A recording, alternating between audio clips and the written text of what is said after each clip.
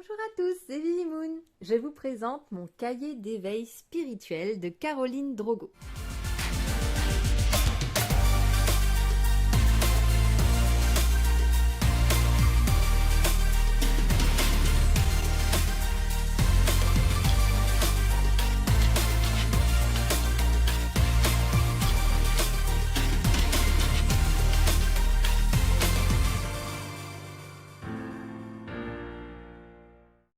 Alors, ce petit cahier est sorti aux éditions Exergue il n'y a pas longtemps. Et je le trouve super pratique et super simple. Alors, c'est pas par rapport au guide du Lightworker que je vous avais déjà présenté, qui est un petit pavé très agréable à lire et qui touche à tout, et qui est vraiment super sympa. Là, on est sur le tarot et de façon vraiment la plus simple possible. Voilà, donc là c'est vraiment si on n'a pas envie de passer trop de temps, très honnêtement, alors il y a des petits exercices pratiques, mais honnêtement en 1 ou 2 heures vous l'avez bâché. Alors j'aime bien le style. On va regarder tout de suite. Hop.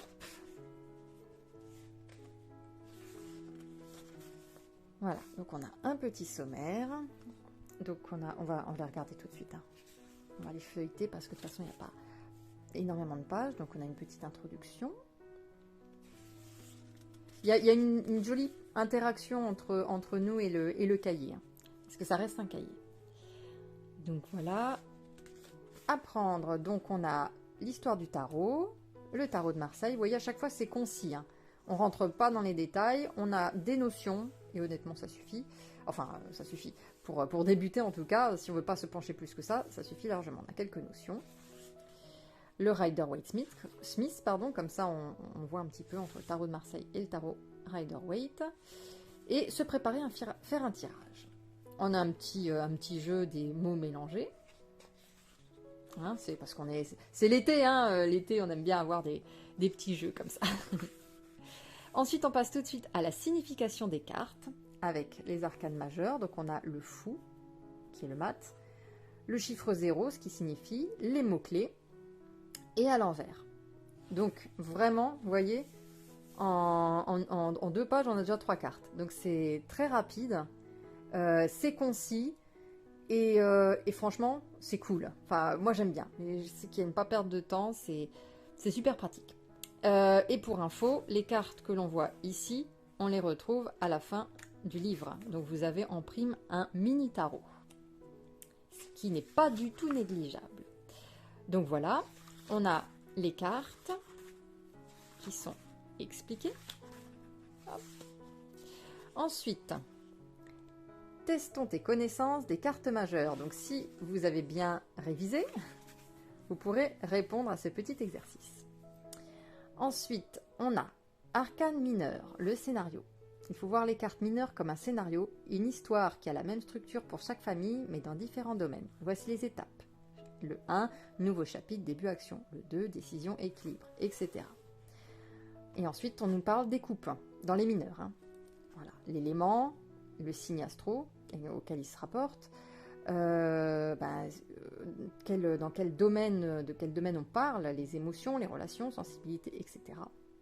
Et une petite astuce mémo, par exemple, la coupe est un réceptacle pour recueillir de l'eau, des larmes, nos émotions. Voilà, pour nous aider. Et ensuite, on a l'explication de chaque carte. Et même chose pour les bâtons, voilà, l'élément le feu, le signe astro, le domaine, etc. Et l'astuce mémo. Et ainsi de suite, jusqu'aux épées. Voilà. Ensuite, on a un petit quiz. Voilà.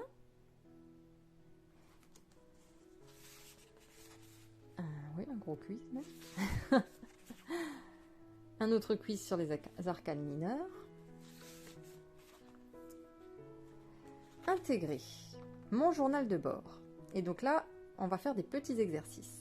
Le matin, prends une carte qui représente ta journée. Le soir, regarde-la à nouveau et note tes réflexions.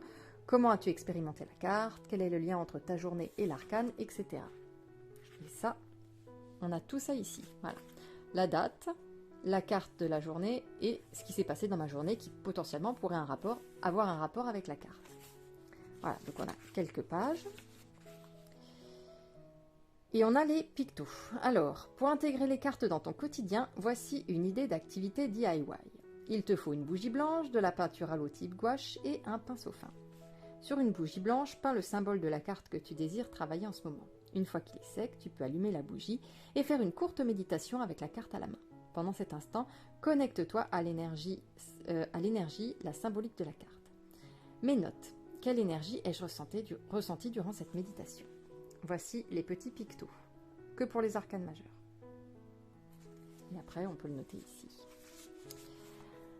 Ensuite, mon carnet de rêves. Alors, on a plusieurs petites choses. La nuit, notre esprit est plus ouvert, moins limité par notre raison, et moins bousculé par notre quotidien. Nous réceptionnons, intégrons mieux les informations. Choisis une carte que tu glisseras sous ton oreiller avant de te coucher, vous pouvez le mettre à côté de vous, et le lendemain matin, note tes rêves et tes réflexions.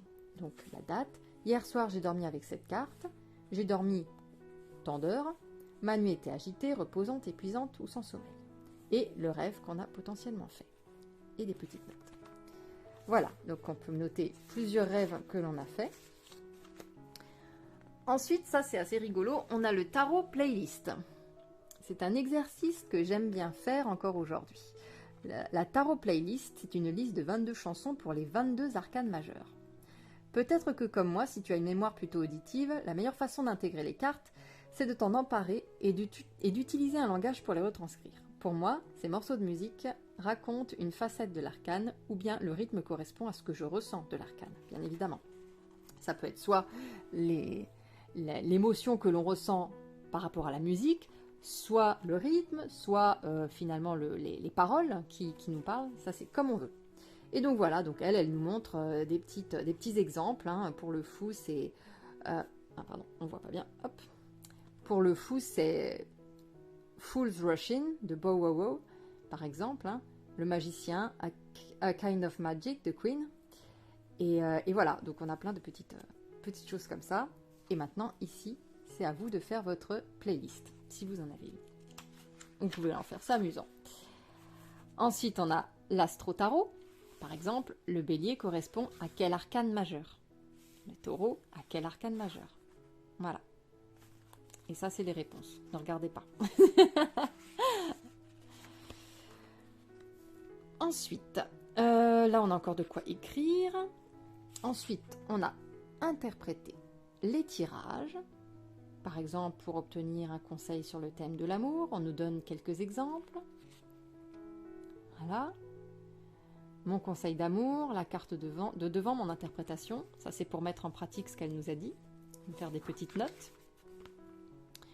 On a Love Hate. Quelle est ta carte préférée? Pourquoi est-ce que cette carte te parle tout particulièrement? Et on a la carte que tu aimes le moins ou que tu as le plus de mal à interpréter. Pourquoi, etc. Ensuite, comment associer les cartes?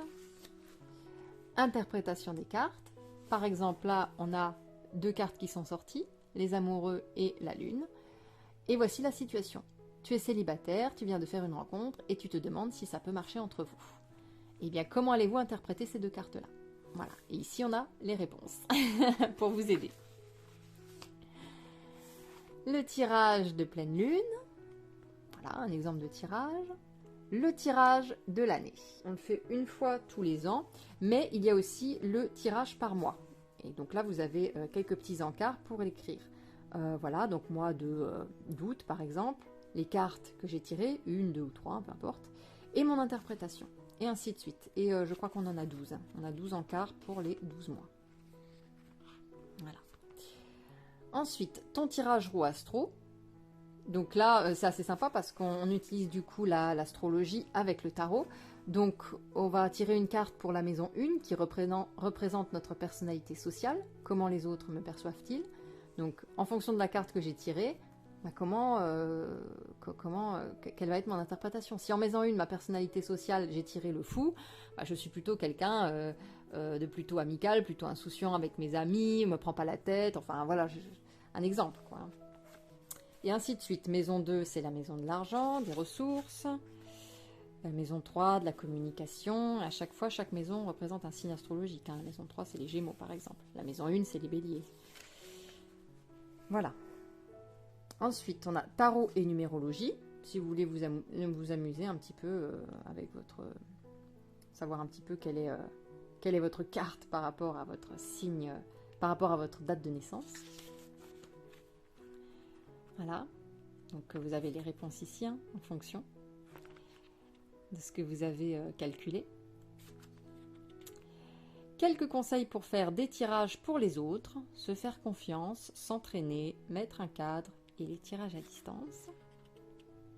S'amuser, créer la carte à partir de ses dessins. Si on veut dessiner, hein, se faire plaisir, un petit peu de coloriage. Ensuite, on a mon tirage, donc ça c'est vous qui l'inventez. Hop, vous choisissez, vous écrivez la carte 1, qu'est-ce que ça va représenter, la 2, etc. Idem pour ici, ça c'est vous. Encore un petit quiz, à quel arcane je ressemble le plus? Ton nom de tarot reader, à propos de l'auteur, mes notes, et pour finir, on a les cartes de tarot qu'il faut juste détacher. Il n'y a pas besoin de les découper. Non, il n'y a pas besoin de les découper. Il faut plier et puis ça se détache. Voilà. Donc, je vous laisse regarder un petit peu les cartes. Ça, c'est le dos.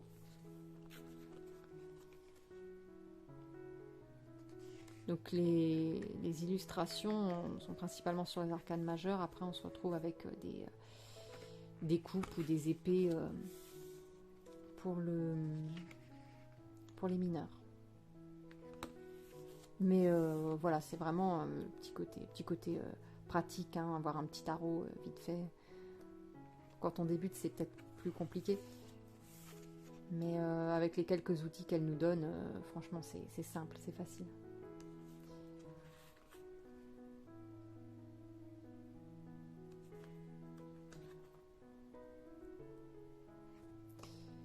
Et voilà pour ce petit cahier fort sympathique, fort pratique et surtout, comme dit, ouais, en 1 ou 2 heures, c'est réglé, vous avez lu, vous savez tout. Et puis, ouais, le style est sympa. Le style est sympa, elle nous parle pas pompeux, c'est cool, franchement c'est cool. Voilà, bah, je vous fais plein de gros bisous et puis je vous dis à très bientôt, prenez soin de vous.